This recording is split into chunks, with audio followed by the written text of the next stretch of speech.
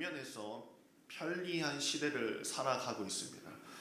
카세트 테이프를 감아서 이렇게 노래를 듣던 시절이 있었는데 저희 애들은 유튜브가 조금만 늦게 나와도 큰일 나는 줄 알고 있어요.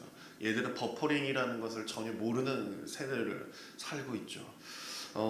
이제는 스마트폰으로 이제 말만 해도 음악이 나오고 말만 해도 길을 찾아주는 시대가 되어버렸습니다. 미국에서는 테슬라라는 이 자동차에 오토 파일럿이라는 이 장치가 있었어요. 운전을 하지 않아도 알아서 목적지에 데려다 줍니다. 얼마나 좋습니까? 아주 좋은 시대를 살아가고 있습니다.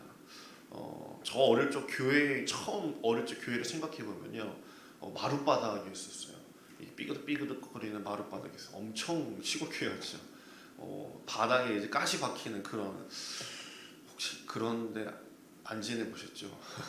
시골 교회에서는 그렇게 처음 있었던 것 같습니다.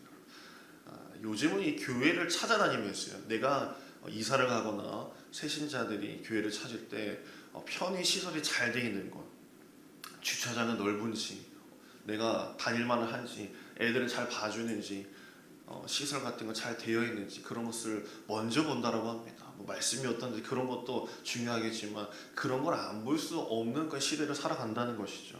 또 그에 맞춰서 교회도 편의시설을 확충하는 것, 또 전통보다는 또 그런 걸 더 앞세우는 교회도 참 많습니다. 이것저것 따져보면서 쇼핑하듯이 교회를 재본다는 말이죠. 당연히 세상도 변했고 편한 게 좋은 것이죠. 그러나 오늘 말씀에서는 편하게 사는 것이 신앙의 걸림돌이 될 수 있다는 것을 보여주고 있습니다. 사실 그리스도인의 됨의 본질에는 불편함이 있을 수밖에 없습니다. 남들이 편히 쉬고 잘 때 여기 나와서 예배 드리는 건 당연히 힘들고 불편한 일입니다. 식당에 가서도 내가 기도하는 거 요즘 아주 눈치 보이는 것이죠. 내가 예수 믿는 사람이다, 교회 다니는 사람이다 라고 보이는 것, 그런 것도 어쩌면 불편한 일일 수도 있습니다. 그리스도인을 바라보는 세상의 시선도요, 쉽지 않죠. 곱지만은 않을 겁니다. 불편함이 있다고 해서 신앙을 버릴 수 있겠습니까? 신앙을 가진다는 것은요, 내가 세상 사람들과, 믿지 않는 사람들과 구별되게 산다라는 것이에요.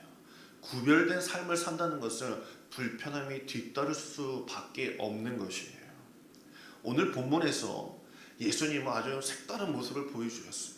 그동안 3년 동안은 아주 온화하고 사랑스럽게 죄인들과도 함께 식사를 나누던 그런 모습은 온데간데 없고 아주 상남자처럼 막 테이블을 뒤엎는 그런 성전 전화 사건을 보여주셨습니다. 편리함을 추구하느라 신앙의 본질을 잃어가는 그 모습을 탓하고 있으셨어요. 책망하셨죠. 과거에는 6월절이면 각자가 모두 흠없는 제물, 이 가축을 직접 준비해서 제사장에게 공인을 받아야 했습니다. 그리고 제사 제물로 올릴 수 있었죠. 우리가 지금 헌금으로 편하게 이렇게 예물을 드리죠. 온라인 헌금으로도 계좌 이체를 할 수 있는 시대를 살아가고 있습니다. 그러나 그 시대는 하나님께 드리려면 애지중지 키운 자신의 그 가축, 어린 양, 그 비둘기 하나만의 비둘기 같지도 성전산으로 직접 가지고 올라가야만 했습니다. 예루살렘 이 성은요, 상당히 높습니다. 그냥 이게 평지 예루살렘 성이 덩그러니 있는 것이 아니라 다른 지역에 살던 사람들도 그 산에 오르려면은 아주 껄떡고개처럼 한번 오르고 쉬었다가 또 오르고 한참 올라가야만 하는 그런 지대에 살고 있습니다. 그러다 보니 이 옛날에 길이 좋았겠습니까? 가는 길이 아주 좋지 않죠. 여러분들이 사마리아인의 비유 보시면은 죽어가는 사람이 쓰러져 있었다, 그런 이야기 아시죠? 그 여리고성에서 예루살렘 성까지 올라가는 그 길이 험했기 때문에 그런 이야기가 나온 것입니다. 많은 자들이 여리고성을 지나서 예루살렘 성으로 올라가는 그 길목에서 많은 사고가 일어났던 것이죠. 사람도 사고가 나는데 끌고 가는 어린 양들, 그 가축들이 흠집이 왜 안 나겠습니까? 돌에 걸리고 넘어질 때마다 피가 나고 긁히게 되는 것이에요. 힘들게 그 며칠 길을 예루살렘 성으로 끌고 가는데 그게 흠집이 나버리면 제사장들이 보고 이거 안 된다, 도로 가져가라, 이거 흠 있는 거 하나님께 어떻게 드리냐 하면서 그것을 퇴짜 놓게 되는 것이에요. 유대인들이 참 무서운 게요. 성전에서도 장사를 했던 사람들입니다. 아주 장사 잘하는 사람들이죠. 이 이자 개념 다 여기서 나온 거고요. 아주 환전 개념도 다 여기서 나오는 것입니다. 사람들이 이 퇴짜 맞는 그런 것들이 너무나도 번거로워하자 어느 날부터 성전 앞에서 공인받는 재물을 판매하기 시작을 한 것이며, 우리가 상상할 수 없는 일이 2000년, 3000년 전에는 시작이 되고 있었던 것이에요. 또 성전세를 내야 하기 때문에 이 성전에서 통용되는 돈으로 쉽게 바꾸기 위해서 성전 앞에서는 환전소도 있었습니다. 로마 동전과 성전에 내야 되는 동전이 달랐기 때문에 이런 것도 있었던 것이죠. 이제 백성은 적은 비용만 지불하게 된다면 편리하게 예배를 드릴 수 있는 조건들이 형성이 되어가고 있었던 것이에요. 이제 그들은 하나님과의 관계는 뒷전이고, 어떻게 하면 재물을 싸게 사고 어떻게 돈을 쉽게 바꿀까, 얼마나 많은 이득을 남길까라는 것을 그들은 고민하기 시작을 했습니다. 급기야 제사장들은 장사꾼들과 협약을 맺기도 했어요. 흠 있는 재물이 들어오게 되면 비실거리는 그런 재물이 제사장에게 오면은 퇴짜를 놓을 수밖에 없죠. 그러면 제사장들하고 이 장사꾼들하고 이렇게 얘기하는 거야. 내가 재물 중에 좀 흠집 있거나 그러면 내가 이렇게 얘기할게. 야, 이보시오. 저기 앞에 성전 앞에 모퉁이 오른쪽으로 돌면은 그 몇 번 집이 있을 거야. 그럼 거기 가면 내 이름 대고 얘기해봐. 그러면 조금 할인해 줄 거야. 이런 식으로 이렇게 유도를 하는 겁니다. 그러면 거기 성전 앞에 있는 이 장사꾼들에게 가면 누구누구 제사장님이 여기 가보라고 했어요 라고 하면은 그 재물과 조금 이렇게 싼 값으로 바꿔주고 서로 이득을 취하면서 그렇게 장사를 하고 살았다라는 것이에요. 예수님께서는 괜히 그 테이블을 들러부으신 게 아니었어요. 편리함을 선택하면서 정작 중요한 하나님과의 불편함을 만들어가고 있었어요. 그래서 예수님께서는 내 아버지의 집을 장사하는 집으로 만들지 말라라고 주님께서 말씀하신 것입니다. 찬양과 기도하는 소리가 사라지고 대신 돈 받고는 상인들의 소리, 장사꾼들이 호객하는 소리와 짐승들의 울음소리만 들릴 뿐이었습니다. 이것을 보신 예수님께서는 분노하신 것이었어요. 그리고 노끈으로 채찍을 만들어서 그 안에 모든 짐승들, 소와 양들을 다 내쫓았어요. 이럴 바에 너희들이 성전까지 뭐하러 오느냐. 너의 마음을 다해서 이곳에 오는 것이 아니라 그 형식으로 떼우려고 이곳에 오는 것이 아니냐라고 말씀하신 것이죠. 그러면서 마가복음 11장 17절에 보면 이런 말씀을 합니다. 만민이 기도하는 집이라. 내 아버지의 집을 장사하는 집으로 만들지 마라. 이곳은 기도하는 집이다 라고 주께서 말씀하십니다. 저는 오늘 이 본문을 묵상하면서요, 제 자신 스스로에게 이런 질문을 해봤습니다. 만약 주님께서 우리 교회 이 자리에 오신다면 어떻게 하실까?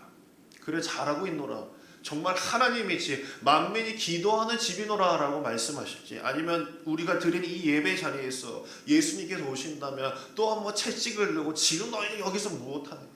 지금 너희가 제대로 예배 드리고 있느냐? 편한 거 위주로 가면서 너가 나와의 거리를 멀게끔 멀찍이 서 있는 건 아니냐라고 묻진 않으실지 저는 염려합니다. 우유를 마시는 사람보다요, 우유를 배달하는 사람이 더 건강하다라는 이 서양 속담이 있습니다. 한 번쯤 다 들어보셨죠? 편하게 살면 오히려 약해진다는 뜻을 가지고 있는 속담이에요. 예수 믿으면 잘 삽니다. 잘 산다고 믿고 실제로 그렇습니다. 그런데 진짜 잘 사는 것이 무엇일까요?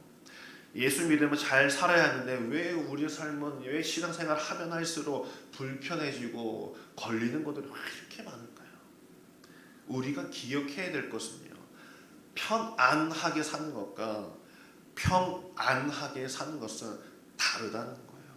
편안하게 사는 것, 내 마음에 평안이 있는 것은요 다른 것이에요. 사람에게는 평안한 상태가 있고 편안한 상태가 있기 마련입니다. 돈을 많이 벌어 부자가 되면요 내 삶이 편안해지는 것이에요. 집안이라는 문 아줌마를 도우는 것도요. 가전제품으로 통해서 내 삶이 더욱더 편안해지는 건 당연히 있을 수 있어요. 차도 더 좋은 거 타면요. 기능이 많아서 더 편안합니다. 그런데 이 편안이요. 반드시 평안과 연결되는 것은 아닙니다. 전보다 훨씬 편안해졌는데 이상하게 내 마음은 평안해지지 않을 때가 있는 것이에요. 반면 불편해졌어요. 내 삶이 불편해졌지만 오히려 내 마음은 오히려 주님의 말씀으로서 성령으로서 내 마음은 더욱더 평안해질 수 있다는 것이에요. 우리가 이 세상에서 편하게 살기 위해서 예수님을 믿는 것이 아닙니다. 내 마음이 오히려 주의 말씀으로서 이 예배의 자리로서 이 시간이 왜 평안하겠습니까? 왜 편하겠어요? 하지만 내 마음이 이 새벽 시간에 주의 생명의 양식으로서 오히려 평안해지는 것, 그것이 더 감사하고 기쁘고 그것을 더 바라고 있기 때문에 이 자리에 우리가 나와 있는 줄 믿습니다. 믿음의 삶은 편안함을 떠나 은혜 충만하며 마음의 평안을 누리는 것을 믿으시길 바라며, 오늘 이 시간도 내가 앉아있고 기도하는 시간 허리 베기고 엉덩이 아프지만 주님께 기도하는 여러분 되길 간절히 소망합니다. 오늘 이런 질문을 각자에게 던지면서 묵상해 보기를 간절히 원합니다. 나는 신앙 때문에 겪는 불편함을 당연하게 여길 수 있습니까? 이 묵상하시면서 내 안에 편안함을 더 추구하는지 평안을 추구하는지 기억하시며 기도하는 여러분 되길 간절히 바랍니다. 기도하겠습니다. 생명의 길과 사망의 길을 우리 앞에 두신 하나님, 오늘 예수 그리스도의 십자가의 은혜로 사망의 길에서 벗어나 빛 대신 주님의 길로 나아가게 하시니 감사드립니다. 한 주간 살아가며 빛의 자녀로 행하는 삶을 살아가야 하지만 빛을 잃어가고 있는 저희를 불쌍히 여겨 주시옵소서. 언제나 눈에 보이는 것만을 추구하는 우리의 어리석음을 깨뜨려 주시고 항상 손에 만져지는 것만을 추구하는 욕망을 멀리하게 하여 주시옵소서. 그리스도의 은혜를 입은 자로서 위의 것을 바라보도록 하여 주시옵소서. 오직 하늘의 은혜를 소망하며 오직 예수 그리스도를 표대로 삼아 힘차게 달려내갈 수 있는 은혜를 더하여 주시옵소서. 거룩하신 하나님, 나라와 민족을 위해 기꺼이 빛과 소금이 된 선조들을 기억하며 살게 하여 주옵소서. 세상 앞에 잘 사는 사람이 아니라 하나님 앞에 바르게 사는 사람이 되게 하여 주시옵소서. 평안한